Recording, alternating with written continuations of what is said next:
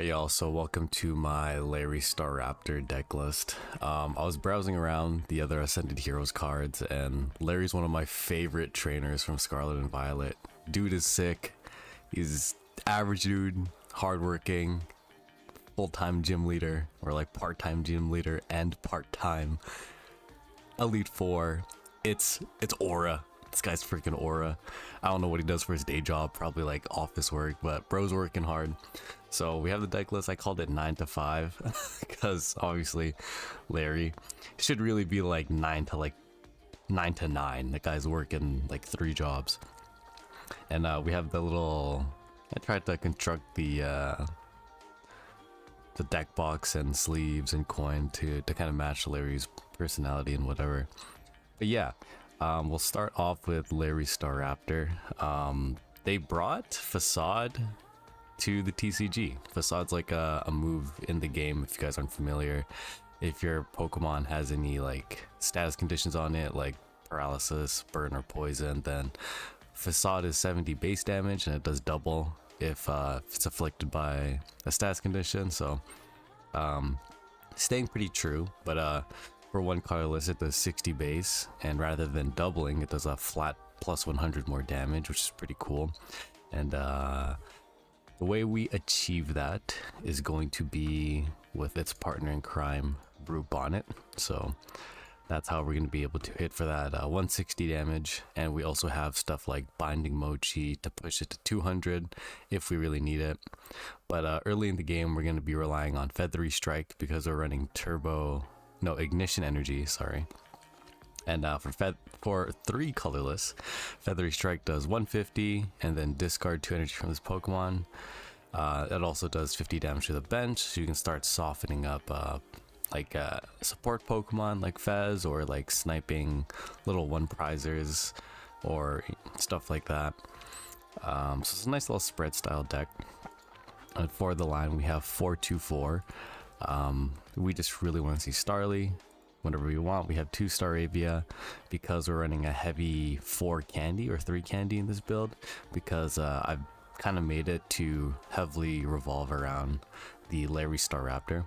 Now you could cut this down a little bit and make space for a little 2-2 line maybe of Larry's the Dunsparce if you want to go that route and have like a big EX Pokemon for like as a backup attacker. But I wanted to solely focus on STARAPTOR. So yeah, 424, and obviously 2 Brute Bonnet. You could, I'd say, cut it down to 1, just because we have 2 booster energies as well, so you can cut that to a 1-1 line. And I have it just so we can kind of increase our odds, or like have more ways to get Facade without really wasting our ignition energies like that. We've also got a 3-3 line of, hold on, let me go back here just so I could display the cards properly. We got a 3-3 line of the Dunsparce for some onboard draw, because this deck really is lacking.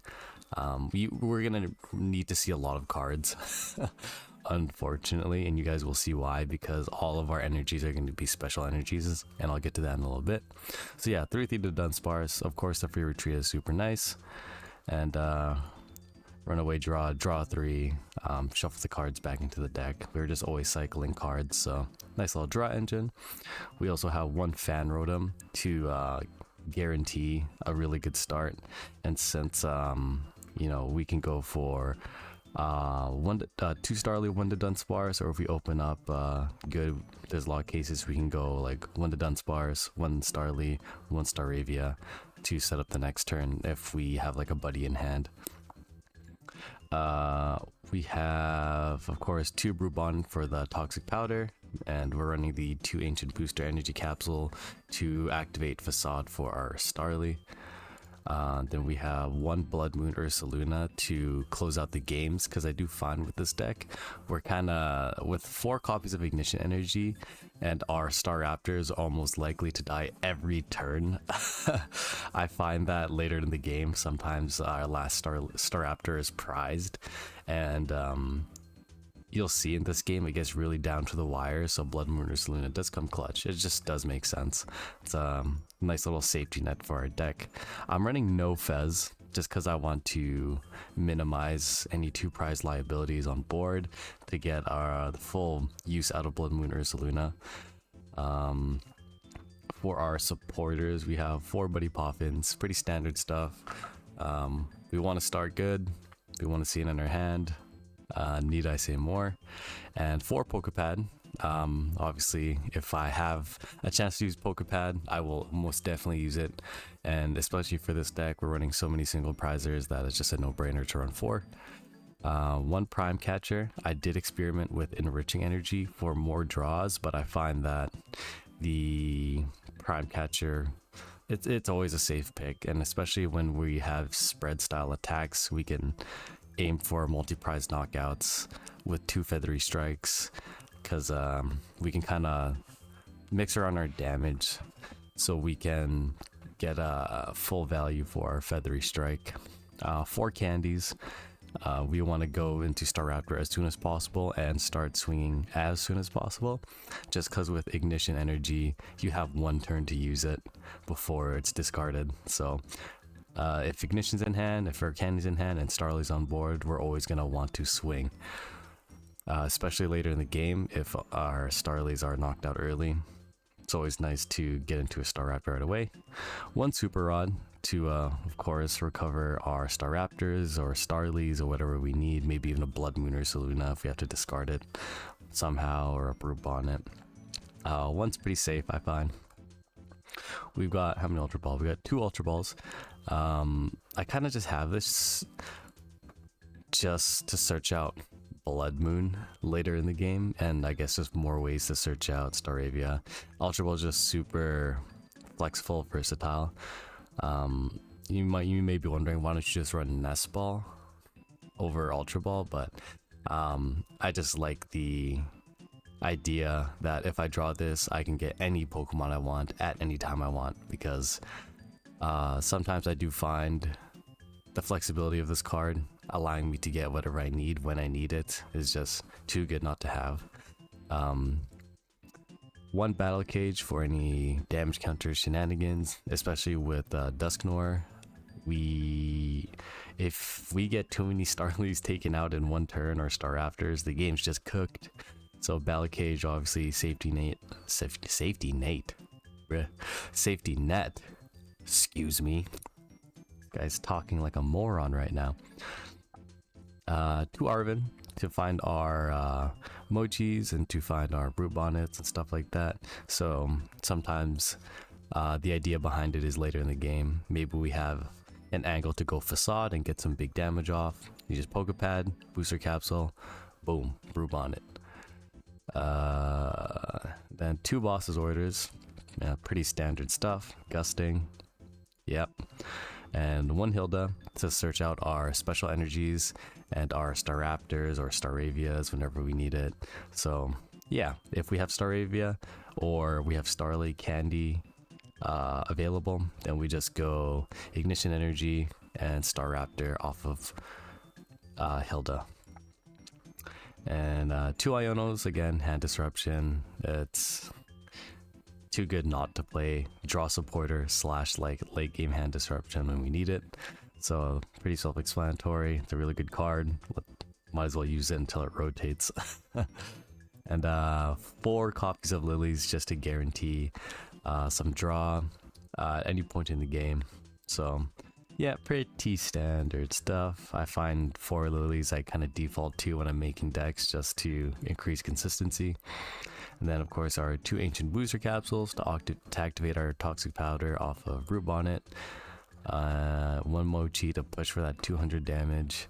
And if theoretically, if there's like a 2 prize liability with Latias or Fez, when you use Facade, Um, if you have the full combo of Brew Bonnet, Booster Capsule, Staraptor, Mochi, you can swing total 200, and then the poison from Brew Bonnet will knock it out, denying your opponent of Fez draw. So that's one thing to consider if you can pull it off. And for our energies, I think is really interesting, and part of the reason why I really want to run this deck, since they're all colorless. We got 2 copies of Boomerang energy, just for in case, you know, our Staraptor survives and we're able to attach a Boomerang, then we can possibly save an ignition and swing again the next turn, because Boomerang energy comes back after it's discarded from the use of an attack of a Pokemon. And yeah, I've never seen use for this card, and I have lots of copies of it like in real life, so finding a way to use it in this deck is pretty cool. I like to see play of cards that I don't usually get a chance to use, so that's where Boomerang energy comes to play. And of course, for ignition energy is just absolutely vital, because Feathery Strike, of course. It's too good of an attack. Like, if you're able to use a spread attack early on, it's you can't risk not going for like that early aggression. 2 jet energy for, you know, in case we're retreat locked, or we just need to put up a Starly, whatever. And 1 mist for any Dragapult shenanigans that might happen to our Starly on bench. Now you might be wondering why I'm not running Kamala. I did experiment with Kamala, and you could throw it in here. I'm not opposed to it to help build up energy, but usually I find when you go in with Staraptor and you swing, he's 9 times out of 10 he's going down the next turn. So there's that. It's an interesting list, and we've got a pretty cool game coming ahead of us. I'm kind of recording this after the fact, but you'll see in a little bit how this deck performs. So without further ado, let's get into the game, shall we? Try something a little different today. I'm gonna be doing like post commentary, just because I feel like I can gather my thoughts a whole lot better, and that way I can kind of just play behind the scenes and not waste my energy doing commentary every single time trying to get some good games in, because that kind of sucks, and it feels unfair to give you guys a really shitty Pokemon battle.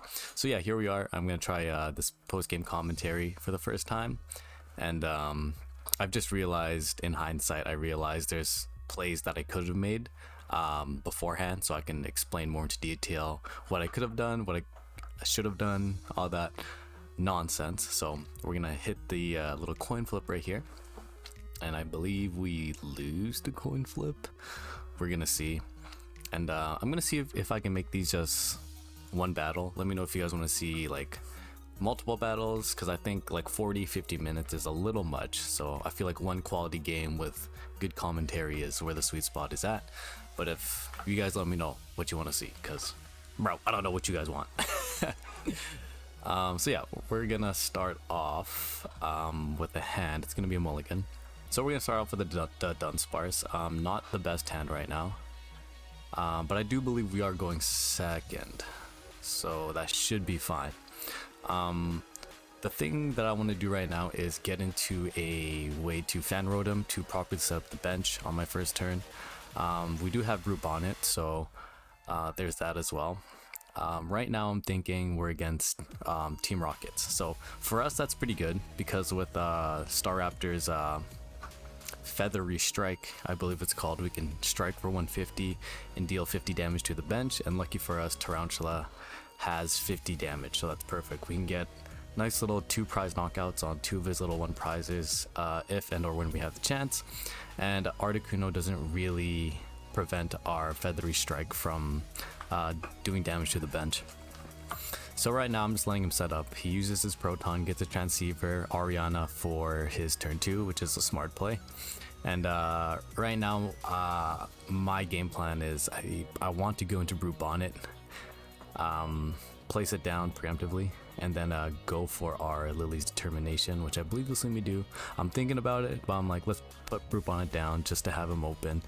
He is susceptible to getting trapped by like a boss or something, but I can't imagine.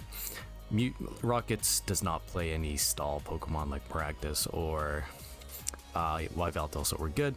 I redraw my hand from Lily's, I get a Pokepad, I go into my Fan Rotom. That is the start that we want to see, and you're gonna see me go for the Dunsparce and a Starly. I would have went for a second Starly, but we have one in hand and two of them are prized, so yeah. We're going to bench them ASAP Rocky, and we want at least 2 on the bench at all times because we want to be attacking with our Staraptor every turn that we get.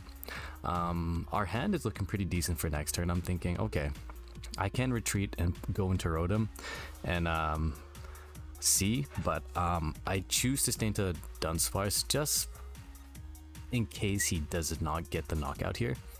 I want to be able to free retreat because I don't want to waste my hand attach onto Rotom if I sack Rotom, right? If he doesn't kill the Rotom, then with Dunsparce I can at least free retreat or get a running away draw with the Dunsparce if I'm lucky to get into it, or if I choose to do so with UB.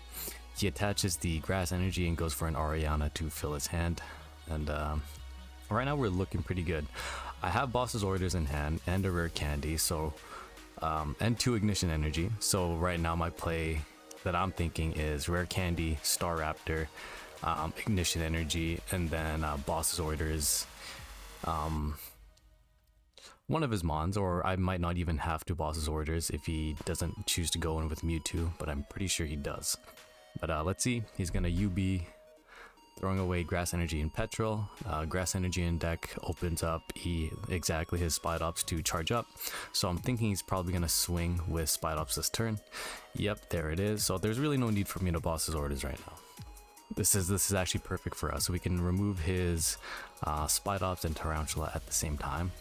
I could also, there's also a line where I can boss his orders the Mewtwo and then Feathery Strike 150, put a little damage, soften it up for later, and then knock out his Tarantula on bench. But I'm not sure if he runs a Wobbuffet. If he runs a Wobbuffet to remove all those damage counters, I don't want to get behind in that sense. He's running Scramble Switch. Shout out to Scramble Switch. You don't see that card played at all because it's garbage, if you guys seen my last video. But yeah, this just makes the most sense. He's going to swap into his Mewtwo. He doesn't need to discard energy. 160 is basically killing anything and everything on my team. So down goes my Dunsparce. Probably was a play to go into Fan Rotom, but I wasn't sure. He's going to take his first prize card as I go into my Starly. And for our draw for turn, we have another Lily, so that's pretty good. So I'm going to go Ignition. I'm going to go Rare Candy, Staraptor, put onto the Starly. Now, I have this bad habit of just gunning for the play that I'm thinking of sometimes, and there's been moments where I forget to evolve my Starly into Staravia, so thankfully I remembered to do that. I bosses up his Spidops, and right here we can get an easy 2 prize knockout. And right now we're looking pretty good for the following turns. We have a Lily's in hand to reset, an Ignition Energy to swing again if Staraptor lives, and an Ultra Ball. Those get our 2 prizes, and we get our 3rd Starly off of our prize cards and need a Dunsparce. So that's beautiful right now. We have a lot of things to play with. We can Runaway Draw, Ultra Ball for another Staraptor if we need to, off of the running away draws, whatever we might not need from what we draw from that. But yeah, it's looking pretty good so far. So we're just gonna see what he does. I'm kind of just thinking here. He's going to attach to a Zubat, which is pretty interesting. I'm not sure why he would do that, because if he plans to attack with Crobat, he needs to Dark. My dog is knocking at the door. Give me 1 second. Go to bed. Go in the bed. Go in the bed.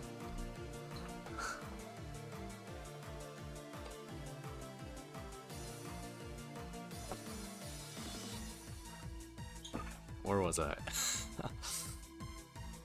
He's gonna use Ariana's, use this Ultra Ball. I guess attaching to the Zubat kinda makes sense because I'm not sure if he's anticipating a whatchamacallit, E2 prizer to come out, but it's good to get energy on board. just in case he needs to reach some big numbers, which the only Pokemon you should be worried about is Blood Moon, and of course, not until way later in the game am I gonna bench Blood Moon. My doggy wants to play. I'm recording a video, Yana. Can we play after? I'm just gonna play with her right now. He's gonna use Transceiver, and I'm assuming he's just gonna get another Ariana's to just keep refilling his hand and just getting resources for whatever he needs. Yeah. One thing I realized with this deck is, A, it's not good. And two, you're relying so much on Starly or Staraptor to swing, where it's like a lot of the times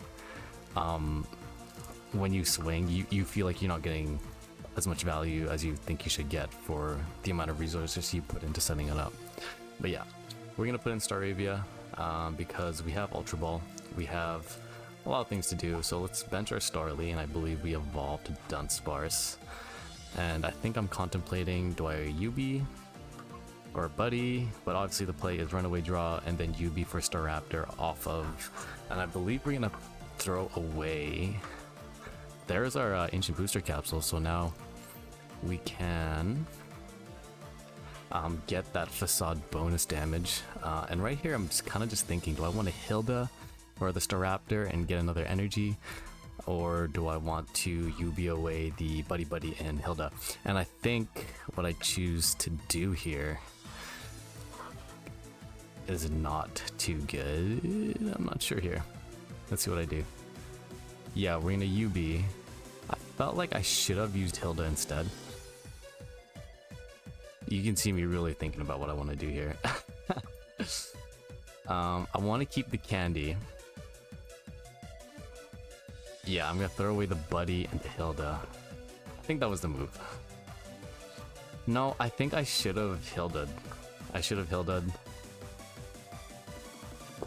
Well, this works too. This works too. I'm gonna go for the Toxic Powder, and I can go for Facade and get a lot of damage off on this Mewtwo, but Feathery Strike pretty much do the same amount, so I'm kind of just poisoning to get that extra little bit of chip every turn. We're gonna knock out a Zubat, discard the Ignition Energy, and we get one shot by Mewtwo regardless. And if he chooses to swing with Spidops, it's not like it takes a lot to one-shot our Staraptor, so we're okay with getting poisoned. Right, a little bit of chip damage, 10 damage is all the difference that it takes in this game sometimes. So yeah, we're gonna do some decent chip damage. Another Feathery Strike can kill it. So, or we can go for a Facade. I believe Facade will kill because it does 160. Yeah, Facade will kill. Yeah, right here, and now I'm in a pretty weird position because I have Rare Candy and the Lilies. Ooh, I would have liked to keep the Hilda for this turn, but say I do keep the Hilda and I throw away the Lilies instead, then it's like, okay, now I'm guaranteed to Rare Candy and go into Staraptor, but at what cost? Like, I can't really bank on the 2 draws off my prize cards, right? Because if I swing with if I use Hilda on my next turn and I swing and I get rid of my Ignition Energy and stuff, I literally have almost no hand. But it's not like it matters anyways because the Archer's and that Archer does hurt. Archer does hurt quite a bit. We're in a pretty tough position here if you because he's gonna knock out my Staraptor, and I have a Buddy, Boomerang Energy, and a Rare Candy right now. Not the best. Not what you want to see. So I'm kind of banking on my top deck here as he Ultra Balls away a, what is that, a Proton and a Dark Energy, I believe. I'm kind of wondering what he's going to go for. I think he goes for a second Mewtwo here, which makes sense. No, he goes for a Spidops. And he has a Tarantula in hand. And he's just going to knock out my Staraptor. And he has 1 card left in his hand. So he's not in any better position than I am right now. But he is going to knock it out, and he's going to tie up the prize race, and I'm like, what the frick do I put up here? I'm like, do I sack Brubonnet? I kind of don't want to. I'll sack Fan Rotom instead, because Why wouldn't I? Now, this top deck I believe does save me Lily's Determination. That's why we run 4 copies. So we're gonna play the buddy, get our last Dunsparce, get our last Starly, thin out the deck, and throw on a Boomerang energy before we Lilies. Seeing that Rare Candy go away is kind of tough, but we're just gonna bide our time. I feel like I evolved that a little too fast. Well, actually no, that was the play. We're gonna evolve into our Staravia. And just hope he doesn't have a Giovanni's to knock out our soon-to-be Staraptor with a Spidops. And he only has 2 cards in hand, so I'm kind of just crossing my fingers he doesn't have it. But he has a Rockets Factory. He's going to charge up.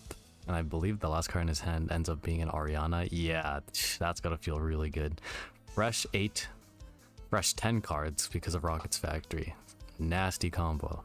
That's why I love that deck so much too. I actually can't wait for like rotation, because there's a lot of people saying Rockets Mewtwo gets a lot better. I hope that's the case because I have it built. And right now in this format, it just does not seem too good. He's gonna UB away the last 2 of his Protons for another Mewtwo, which does make sense. He's gonna bench it, and right now this is a little terrifying because there's no Pokemon in this deck that's able to one-shot Mewtwo. I kind of just have to guarantee I'm swinging almost and every turn to close the game. Because if I'm not putting in damage while a Mewtwo's charged up, he's just going to keep taking away my valuable resources. Like, I can't afford to sacrifice Starlies. Dunsparce maybe, but the draw is just a little too important to do that. And he's going to switch into his fresh Mewtwo and attach a Rocket Energy. Not what I wanted to see, because I wanted to knock that thing out.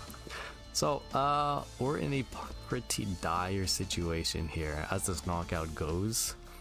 I start to stress out a little bit. We had such a good start, but now we're really running out of gas, and which is why we run a 4-2-4 line of Starly Staraptor, because we always need one up. Luckily, we draw into a Dunsparce. That's gonna help us a lot. I'm gonna go for another Buddy Pop, and I'm kind of just using it just to check. I know there's no more basics in the deck, but I just want to confirm what I have in there. I see Binding Mochi, I see a bunch of other cards, and I'm like, do I Arven, do I Iono, do I run away draw first? A lot of things I can go for here. I'm thinking right now I'm going to Arven Pokepad and get a Binding Mochi. I think that's the play I go for. Yeah, there's the Arven. Get the Mochi, yep, come on, get the Mochi. There you go, don't think too hard. Don't think too hard. Add Mochi, there you go. And then now we can attach, attach, use the Pokepad, grab our last Staraptor from the deck, and I'm really gonna need a Super Rod sooner or later, or draw a Staraptor off my prize cards at some point. But I do get Prime Catcher and Ursaluna, which is nice. Seeing as he only has 2 prize cards left, Ursaluna is nice to have. I end up putting up the Brute on it. I forget what I do here. Oh, I think I'm gonna Prime Catcher. Yeah, I'm definitely gonna Prime Catcher for sure. Because at this point, I need to take the 2 prize on the Mewtwo, right? And then now I'm just worried about that last prize card. And if he takes out my current Staraptor, then I can Blood Moon later in the game and just one-shot almost anything except his Crobat. So I really hope he doesn't see that. I go for the Toxic Powder, and I'm thinking of benching my Ursaluna here, but I'm like, now I'm just asking for him to close the game with the Giovanni. So I'm just gonna go Feathery Strike, get the knockout, and soften up that second Mewtwo, because now that second Mewtwo is going to be in range for Blood Moon to knock it out, because Blood Moon does 240. And I was kind of worried he was going to go into Crobat, but he doesn't know I have Blood Moon in my deck. So I'm kind of playing with, he doesn't know what I have in this deck, so we kind of have that surprise factor. I was worried. I mean, there is a world he could have went into Crobat, attached another Rocket Energy. I'm not sure if he has another one left in deck. He could have attached another Rocket Energy and just stay in with Crobat and just close the game that way, perhaps, but he ends up going to Spidops. which I thought was a little interesting, but it kind of makes sense. At this point, I feel like he should just push up the Mewtwo and just swing away, because there's nothing on my board that's really threatening a return knockout on that thing. But I mean, regardless, I think he just sees my bench and he's like, yeah, like I'm not afraid of anything, which is fair. Now I'm looking at my board here. I'm like, Blood Moon, I kind of regret not benching Blood Moon, but he's gonna take a prize card anyways, so we have one missed energy in hand. I can attach it to Starly, retreat, and then push up Blood Moon and attack for free, and basically just knock out his Spidops or Mewtwo or Articuno, whatever I feel like it. However, he does use the Transceiver, and he's going to Archer me here, I'm pretty sure. I'm pretty sure he grabbed an Archer.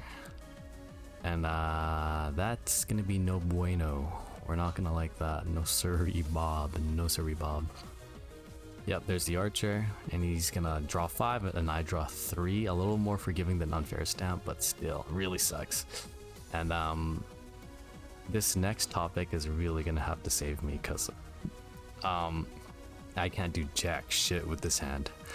Jet Energy, Dunsparce, Brubonnet, yeah, we're not doing anything. He's gonna use the Night Stretcher, get back something. I don't know what he grabbed there. He's gonna bench his Mimikyu just to, I guess, just to push the damage for his Spidops, because he's swinging for 3, 6, 9, 12, 15. Yeah, he was swinging for 120, and then he grabbed his Mimikyu to hit 150. I mean, it doesn't matter anyways. I've got 30 damage on me from poison and previous damage, so I guess just safety measure. And at this point, I'm like, I was like, this. If I don't draw something that I need, then I'm just gonna scoop the game. But we top deck Arven, and we have all the pieces that we need, thankfully. Pretty big stroke of luck. We're gonna get the Ultra Ball and an Energy Capsule, and from here on we just UB. Doesn't really even matter what we throw away here. You can see me thinking, but I'm like, yeah, let's throw away the booster capsule. Get our Blood Moon Ursaluna. Put it down. Jet Energy's perfect. And luckily we just close out the game with that. So pretty lucky, but you can kind of see how this deck works. It's cool. It's a cool little combo. Definitely not a deck that's super playable in my opinion, but it's pretty cool. It's pretty cool, but there's just way too many resources, especially when you're kind of relying on Ignition Energy and Brubonnet. You know, keeping energy on board is nice, and like Ignition Energy only lasts for that one turn that you have the that you attach it, so you really got to make the most of the Ignition Energy. But anyways, that's the end of the video. A little short one, so let me know if you guys want this to be more longer. Do you want me to do it like, do you want me to do like more live gameplay, like 2 games in a video, or do you want just the one quality game and post commentary? Let me know. But yeah, just the 3rd upload is the most consistent I've been in a minute, so like, subscribe, all that good stuff, and I'll catch you guys in the next one. Peace.